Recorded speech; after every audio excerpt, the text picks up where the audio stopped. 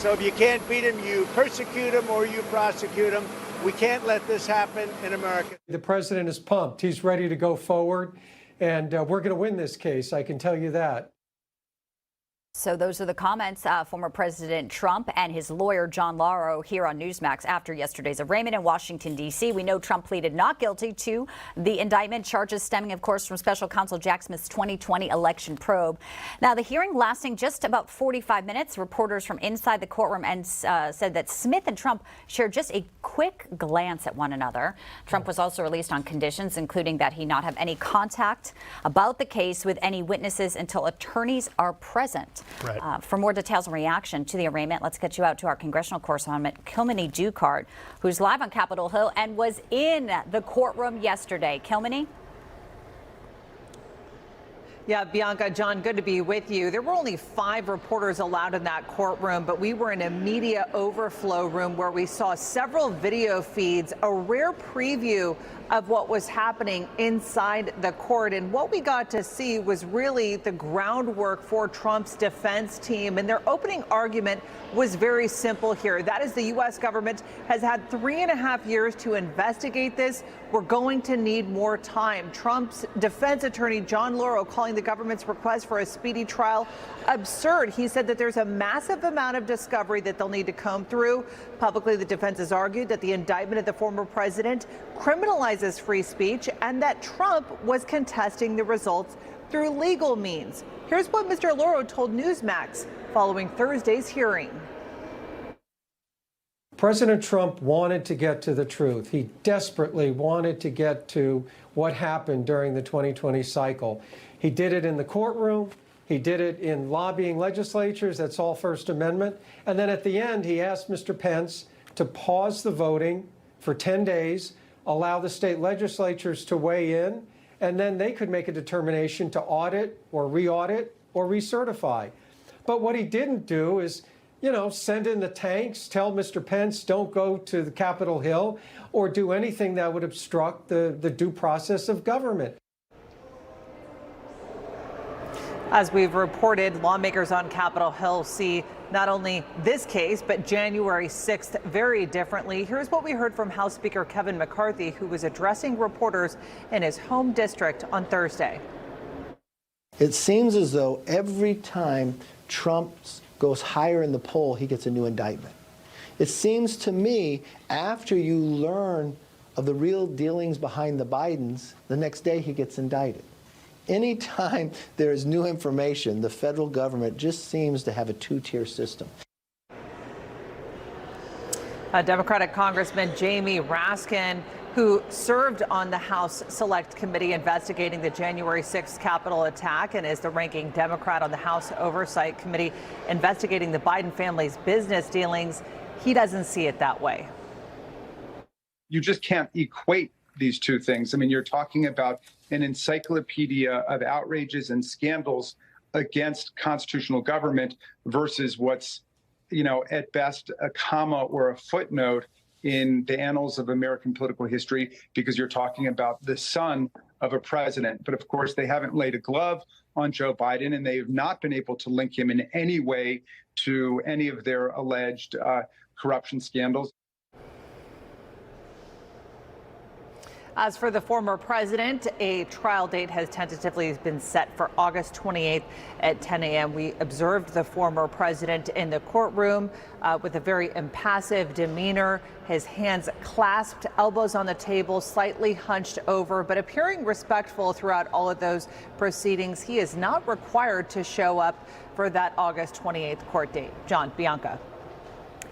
Kilmeny Ducart, live on Capitol Hill. Kilmeny, appreciate it, and good to see you. And joining us now is Trump attorney Jesse Binnall, and also with us today, former prosecutor and constitutional law attorney Ameer Benno. Gentlemen, welcome in. Thanks for Great to be having here. us. Thanks. Well, let's play a little bit more of John Lauro on what he told us on Newsmax last night, in particular about the DOJ's request now for a, quote, speedy trial. All we want is a fair and just process. We have to look through documents and documents and documents, maybe hundreds of thousands of electronic and hard copy documents. We have to interview witnesses. There may be 150, 200 witnesses that need to be interviewed. We also have to get our own witnesses lined up for trial. This is a massive undertaking. Jesse, it sounds like there is a lot of work to do for Trump and his legal team. How do you think they start and go about all of it? Well, I mean, you start at the beginning, and there's a lot of hard work to be done here. And one of the, I think, early indications we're going to get about whether Judge Chutkan is going to be a fair judge in this case is what she does with the schedule. Jack Smith is not going to be looking for a fair trial. He's going to be looking for a railroad job, and he's going to expect Judge Chutkan to go along with him on that. But Judge Chutkan in the past, when it comes, for instance, in January 6 cases, has been very, very free in giving the prosecution continuances, even when you have, for instance, January 6 defendants sitting in jail for months or even years. And so we're going to see if she treats this the same way, or if she gives in to Jack Smith to just make this a railroad job and do everything possible to make it that they interfere with the 2024 election. Yeah, and Jesse, on that note, on the Trump attorney's defense, as Kilmeny was laying out, and then as John Lauro talked about, they need time to go over all the evidence. When do you think, with Jack Smith pushing for what appears to be a speedy trial, when could that even happen? What would be the date that could be set? I know it's a lot of speculation, but what would he be looking at? Something early next year, potentially?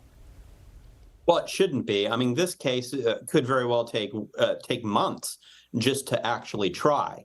And so if the goal is to do everything possible to interfere with the presidential election, then it would be next year. If the goal is to actually have a fair trial where the defendant has the sufficient amount of time to investigate the charges against him and also to make sure it doesn't interfere with the election, then this case should be set out for 2025 is what should happen.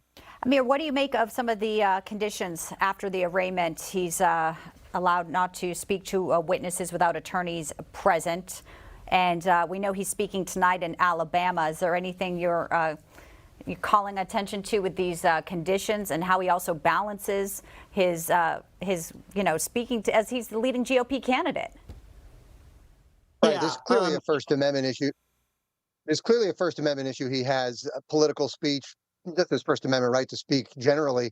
And so he's going to be allowed to speak. And frankly, there's generally a rule that where the prosecution has put evidence out into the public domain, where they've presented their side of the story, that the defendant is entitled to address any of that. And so what Jack Smith did is, this isn't just a speaking indictment, it's a screaming indictment. He put this meandering, long 45-page narrative of facts, many of which don't even relate to the charges that he brought, in order to be able to create a story that he can talk about in the public sphere.